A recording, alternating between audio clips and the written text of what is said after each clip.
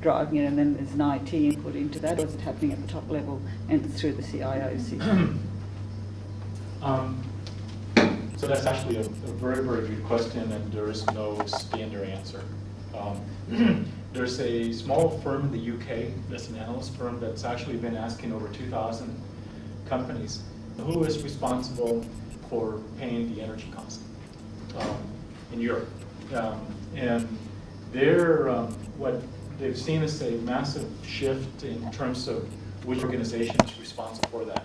In 2006, around 36% of the CIOs that were asked said that they were paying or were allocated the cost of energy.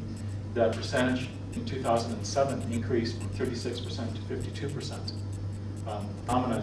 It's increasing tremendously. There is no equivalent type of research being done in the U.S. But when from an unscientific perspective, as I go and talk to different IT organizations in my travels and my response, what I'm seeing more is that this whole notion of energy savings and reducing the footprint and all of that, it's being driven more from the top down. In other words, if you go and talk to the storage administrator or the systems administrator, they're more concerned about how do I keep my server running.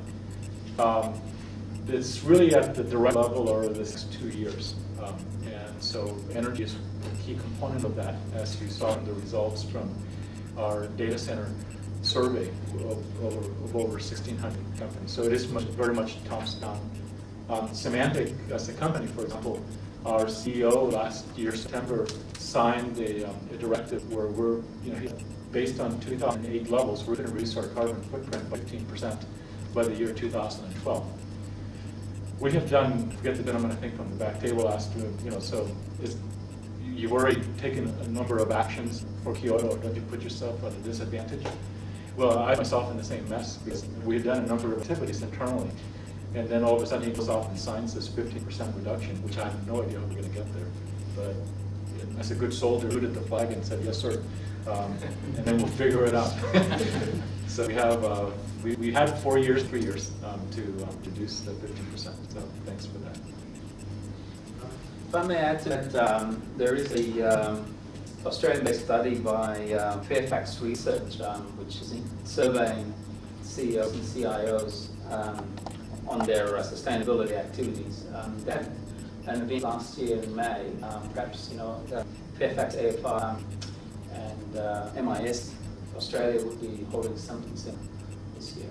But I think what seems to be a common conclusion in many seminars is that Australian-based data on what's happening on the ground is still very far and few between. So I think it's something that we all need to look into.